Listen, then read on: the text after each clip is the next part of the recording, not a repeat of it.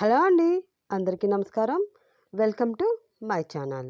నీ ప్రేమకై పార్ట్ 28 చూసే ముందుగా ప్రీవియస్ పార్ట్స్ మిస్ అయిన వాళ్ళు ఎవరైనా ఉంటే ప్లీజ్ ముందవి చూడండి, మీకు స్టోరీ క్లియర్గా ఉంటుంది. అలాగే అందరికీ తెలిసిందే, ఇది contract marriage continuation part. So contract marriage చూడని వాళ్ళు ఎవరైనా ఉంటే మన ఛానల్లోనే కాంట్రాక్ట్ మ్యారేజ్ ఎపిసోడ్స్ కూడా ఉన్నాయి, ఒక్కసారి చూడండి ఫ్రెండ్స్.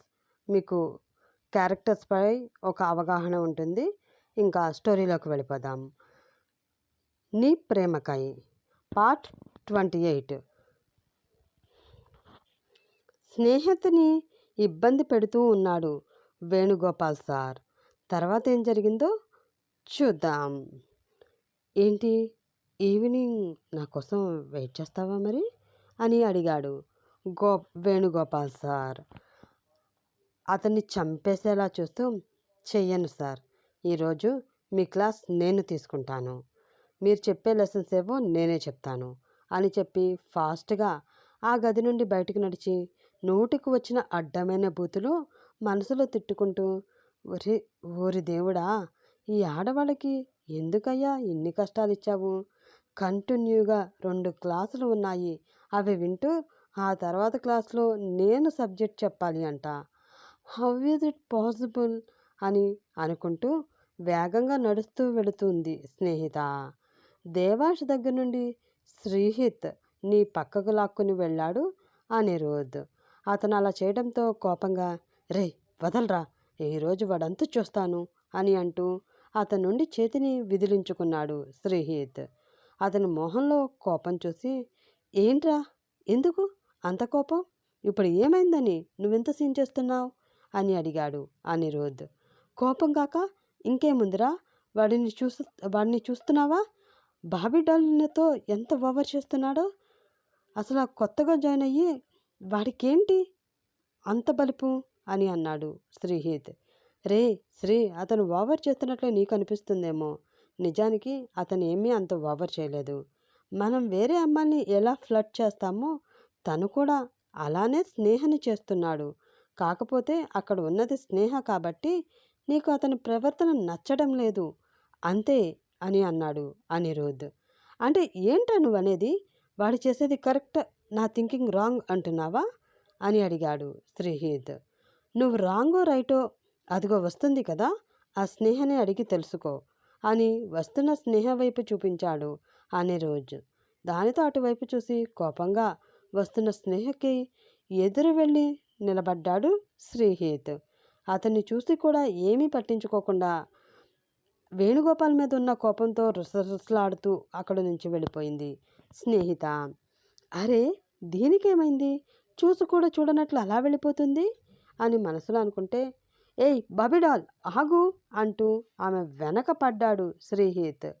క్లాసు గురించి ఆలోచించుకుంటూ శ్రీహిత్ అరుపు ఏమాత్రం పట్టించుకోకుండా ఆగకుండా క్లాస్ రూమ్లోకి వెళ్ళిపోయింది స్నేహిత. దీనికేమైంది, అసలు పిలుస్తున్నా కూడా పట్టించుకోకుండా అలా వెళ్ళిపోతుంది, ఈడియట్. ఈ మధ్యన దీనికి అసలు చెవులు కూడా పనిచేయడం లేదనుకుంటా అని ఆమెని తిట్టుకుంటూ ఆమెని ఫాలో అయ్యాడు శ్రీహిత్. కోపంగా క్లాస్కి వెళ్ళి తన ప్లేస్లో కూర్చుంది స్నేహిత. ఆమెను చూస్తూ వెళ్ళి పక్కనే ఉన్న బెంచిలో తన ప్లేస్లో కూర్చున్నాడు శ్రీహిత్. క్లాస్ జరుగుతూ ఉండగానే వేణుగోపాల్ సబ్జెక్ట్ బుక్ డెస్క్ కింద పెట్టి నెక్స్ట్ చెప్పబోయే క్లాస్ కోసం ప్రిపేర్ అవుతూ అటు ఆ పని ఇటు ఈ పని రెండూ చేస్తుంది స్నేహిత. అది చూసి, ఇదేంటి క్లాస్లో డబుల్ డ్యూటీ చేస్తుంది, దీనికైనా పిచ్చి పట్టిందా ఏంటి అని మనసులో అనుకున్నాడు శ్రీహిత్.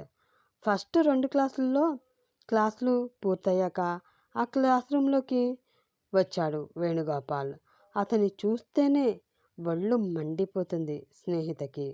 సచ్చినోడు, వీడికి యాక్సిడెంట్ అయ్యి అక్కడికక్కడే వీడి కాళ్ళు చేతులు విరిగిపోవాలి అని మనసులో తిట్టుకుంటూ కోపంగా అతన్నే చూస్తూ ఉంది ఆమె. ఆమెను చూసి వంకరగా నవ్వి, స్నేహ క్లాస్ స్టార్ట్ చెయ్యి, లేట్ ఎందుకు చేస్తున్నావు అని కన్నింగా అడిగాడు వేణుగోపాల్. దాంతో అందరూ షాకింగ్గా స్నేహ వైపు సార్ వైపు మార్చి చూస్తున్నారు. వాళ్ళ చూపుల్ని ఇగ్నోర్ చేసి సీరియస్గా లెగిసి క్లాస్ చెప్పడం స్టార్ట్ చేసింది స్నేహిత. ఆమె చెప్పే విధానం చూసి వేణుగోపాల్ కూడా స్టన్ అయ్యాడు. స్టూడెంట్స్ అంతా చెప్పేది తమ క్లాస్మేట్ అన్న సంగతి కూడా మర్చిపోయి ఆమె చెప్పే సబ్జెక్ట్ చాలా ఇంట్రెస్ట్గా ఉండడంతో కనురెప్ప కూడా ఆర్పడం మర్చిపోయి మరీ వింటూ ఉన్నారు. స్నేహిత సరిగ్గా క్లాస్ చెప్పదు. దాన్ని వంకగా పెట్టుకుని ఆమెను ఏదో రకంగా ఇబ్బంది పెట్టవచ్చు అనుకున్న వేణుగోపాల్ ప్లాన్ అట్టర్ ఫ్లాప్ అవడంతో అతని కడుపు రగిలిపోతూ ఉన్న పైకి మాత్రం నవ్వుతూ, వెరీ గుడ్ స్నేహ, వెరీ వెరీ గుడ్, చాలా బాగా చెప్పావు. ఈ క్లాస్పై స్టూడెంట్స్కి ఏమైనా డౌట్స్ ఉంటే అది నేను క్లియర్ చేస్తానులే. నువ్వు వెళ్ళి నీ ప్లేస్లో కూర్చో అని ఇబ్బందిగానే అన్నాడు వేణుగోపాల్. ఓకే సార్ అని పళ్ళు పటపటా కొరుకుతూ నొక్కి చెప్పి అక్కడి నుంచి వెళుతున్న స్నేహితకి తన కాలు అడ్డుపెట్టాడు వేణుగోపాల్. దాంతో ముందుకు పడబోయిన స్నేహితను వెంటనే రియాక్ట్ అయి పడకుండా పట్టుకున్నాడు శ్రీహిత్. తను పట్టుకుందామని ప్రయత్నించిన వేణుగోపాల్కి ఆ అవకాశం దొరక్కపోవడంతో కోపాన్ని కంట్రోల్ చేసుకుంటూ, గుడ్ క్యాచ్ శ్రీహిత్, లేకపోతే పాపం స్నేహ కింద పడిపోయేది అని అతి కష్టం మీద అన్నాడు వేణుగోపాల్. ఈ శ్రీహిత్ ఉండగా స్నేహ ఎప్పుడు పడిపోదు సార్, తనకి అండగా నేను ఎప్పుడు ఉంటాను అని కోపంగా అన్నాడు శ్రీహిత్. అతని మొహంలో కోపాన్ని చూసి ఒక్క నిమిషం కంగారు పడ్డాడు వేణుగోపాల్. స్నేహితును ఆమె ప్లేస్లో కూర్చోబెట్టి సీరియస్గా వేణుగోపాల్ని చూస్తూ వెళ్ళి తన ప్లేస్లో కూర్చున్నాడు శ్రీహిత్. బయట నుండి అదంతా చూస్తున్న దేవాంశ్ స్నేహితుని చూసి, ఎప్పుడు పడదా, ఎవరికి పడదా, అదే చూద్దాం అని అనుకుని చిన్నగా నవ్వుకుని అక్కడి నుంచి వెళ్ళిపోయాడు. క్లాస్ అయిపోయాక శ్రీహిత్, హాయ్ డియర్ ఫ్రెండ్స్, మనం హైర్ చేసుకున్న డాన్స్ మాస్టర్ ఈరోజు కాలేజీకి వస్తున్నారు. సో మీలో ఎవరైనా డ్యాన్స్పై ఇంట్రెస్ట్ ఉండి కాంపిటీషన్లో పార్టిసిపేట్ చేయాలి అనుకుంటే ఈవినింగ్ 4కి ఆడిటోరియం రూమ్కి రండి అని అది అనౌన్స్మెంట్ చేశాడు. డ్యాన్స్ మీద ఇంట్రెస్ట్ ఉన్న వారందరూ 4 ఎప్పుడవుతుందా అని ఎంతో క్యూరియాసిటీగా వెయిట్ చేస్తూ ఉన్నారు. ఆగకుండా రింగ్ అవుతున్న తన ఫోన్ తీసుకుని బయటికి నడిచాడు శ్రీహిత్. కాల్ లిఫ్ట్ చేసిన అతనితో, హైరా బావా, ఎలా ఉన్నావు అని అడిగాడు సమీర్. కేక, నువ్వెలా ఉన్నావు, ఎక్కడి వరకు వచ్చింది నీ లవ్ మ్యాటర్ అని అడిగాడు శ్రీహిత్. రావడానికి అదేమైనా విశాఖ ఎక్స్ప్రెస్నా, నువ్వు వెళ్ళినప్పుడు ఎక్కడుందో ప్రస్తుతం కూడా అక్కడే ఉండి చచ్చింది అని అన్నాడు సమీర్. ఇలా ఎన్ని రోజులు సమీ, త్వరగా నీ మనసులో ఉన్న లవ్ తనకి ఎక్స్ప్రెస్ చేయవచ్చు కదా, ఇలా లేట్ చేస్తూ ఉంటే తనని ఎవరొకళ్ళు వచ్చి ఎత్తుకుపోతారు, దాంతో నీ దరిద్రం వదిలిపోతుంది అని అన్నాడు శ్రీహిత్.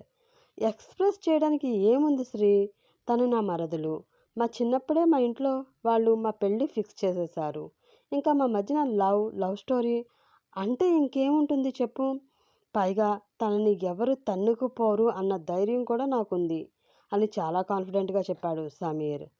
పెద్దలు పెళ్ళి ఫిక్స్ చేస్తే సరిపోతుందా, మీ మధ్య ప్రేమ ఉండనవసరం లేదా, ప్రేమ లేని బంధం ఎలా నిలబడుతుందని అనుకుంటున్నావు అడిగాడు శ్రీహిత్. నువ్వు చెప్పేది కరెక్టే, మా మధ్య ప్రేమ ఉండాలి, నా ప్రేమ తనకి తెలియాలి, కానీ నేను తనకి నా లవ్ ఎక్స్ప్రెస్ చేయాలంటే ముందు నీ చెల్లి నన్ను వదలాలి కదా బావా అని అన్నాడు సమీర్. మధ్యలో నా చెల్లి ఏం చేసిందిరా నిన్ను అని మనసులో నవ్వుకుంటూ అడిగాడు శ్రీహిత్. నువ్వు హాస్టల్కి వెళుతూ నేను వచ్చే వరకు నా చెల్లిని జాగ్రత్తగా చూసుకో అని దాన్ని నాకు అంటగట్టి వెళ్ళావు, అప్పటి నుంచి బజారుకి వెళ్ళి పిన్నిస్ కొనుక్కోవాలన్నా అది నాకే కాల్ చేసి రమ్మంటుంది, ఇంక నేను ఎక్కడ చచ్చేది అని అన్నాడు సమీర్. అప్పుడే అతని చేతిలో నుండి ఫోన్ లాక్కుని చెవి దగ్గర పెట్టుకుంది శ్రీజ.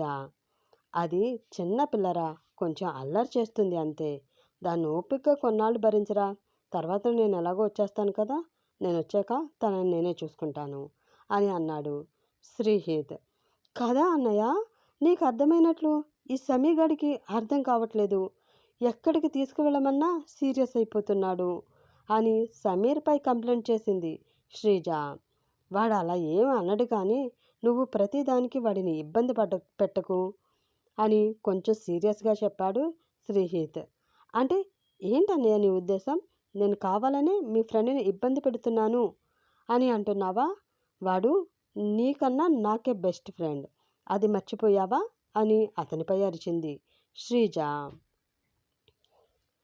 అది కాదు శ్రీ, పాపం వాడికి పర్సనల్ పనులంటూ ఉంటాయి కదా, వాడికి కొంచెం పర్సనల్ స్పేస్ ఇవ్వాలి కదా, ఎప్పుడు నీతో తిప్పించుకుంటే ఎలా చెప్పు అని అన్నాడు శ్రీహిత్.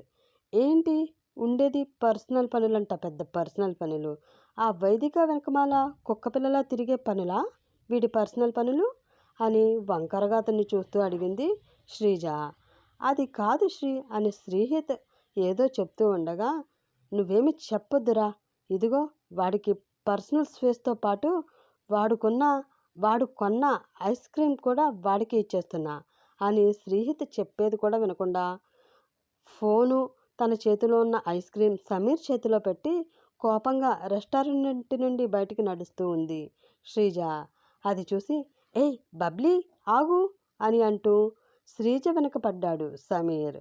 సమీర్ కాల్ కట్ చేయడంతో ఈరోజు వీడి పని అయిపోయింది.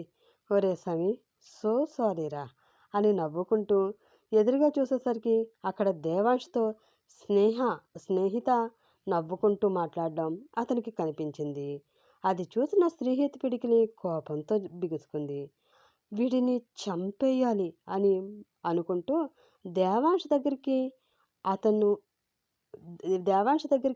వెళుతున్న అతన్ని ఎక్స్క్యూజ్ మీ, శ్రీహిత్ అంటే మీరేనా అని పిలిచింది ఒక తీయనైన స్వరం. దాంతో చిరాకుగా హా నేనే అంటూ అటు తిరిగిన అతనికి blue colour jeans, brown colour టీషర్ట్లో దర్శనమిచ్చింది ఒక అందమైన అమ్మాయి. ఎవరు ఈ అమ్మాయి? నేనెప్పుడు కాలేజీలో చూడలేదే అని మనసులో అనుకుంటూ ఆమెనే చూస్తూ ఉన్న శ్రీహిత్ని, హాయ్ శ్రీహిత్ గారు, ఐఆమ్ వేదాంశి, ఫస్ట్ ఇయర్ స్టూడెంట్ని అంటూ తనని తాను పరిచయం చేసుకుంది వేదాంశి. హలో వేదాంశి అని చిన్నగా నవ్వుతూ ఆమెను చూస్తూ అలా మైమర్చిపోయాడు శ్రీహిత్. హలో శ్రీహిత్ గారు అంటూ అతని కళ్ళ ముందు చేతులు ఊపి, డ్యాన్స్ అంటే నాకు చాలా ఇష్టమండి. ఇష్టం అనడం కన్నా ప్రాణమని చెప్పవచ్చు. నెక్స్ట్ మంత్ ఏదో కాంపిటీషన్ ఉందంటే కదా, దానికి సంబంధించి మీరు ఎవరినో డాన్స్ మాస్టర్ని హైర్ చేసుకున్నారు అని విన్నాను. అందుకే ఎలా అయినా మిమ్మల్ని రిక్వెస్ట్ చేసి మీతో పాటు ఆ డ్యాన్స్ కాంపిటీషన్లో నేను జాయిన్ అవుదామని ఇలా మిమ్మల్ని వెతుక్కుంటూ వచ్చాను అని తను వచ్చిన పని చెప్పింది దేవాంశి. చాలా ఇన్నోసెంట్గా ఉన్న ఆమె ఫేస్ చూసి కాదు అని అనలేక, ఓకే మిస్ దేవాంశి, ఈవినింగ్ 4కి ఆడిటోరియం రూమ్కి రండి. ఈరోజు సార్ వస్తారు. డ్యాన్స్కి ఎవరు పర్ఫెక్ట్ అనేది ఆయన సెలెక్ట్ చేసి తీసుకుంటారు అని చెప్పాడు శ్రీహిత్. ఓ మై గాడ్, మీరు ఒప్పుకున్నారా? ఐ కాంట్ బిలీవ్ దిస్ అని ఓవర్ ఎగ్జైట్ అవుతూ థ్యాంక్ యూ వెరీ మచ్ అని శ్రీహిత్ చేతిని తీసుకుని ఊపేస్తూ చెప్పింది వేదాంశి. అసలు ఎవరి వేదాంశి, దేవాంష్, వీళ్ళిద్దరితో స్నేహిత శ్రీహిత్ జీవితాలు ఏ మలుపులు తిరిగాయో నెక్స్ట్ ఎపిసోడ్లో తెలుసుకుందాం. అప్పటి వరకు వెయిట్ చేస్తూ ఉండండి ఫ్రెండ్స్. బాయ్.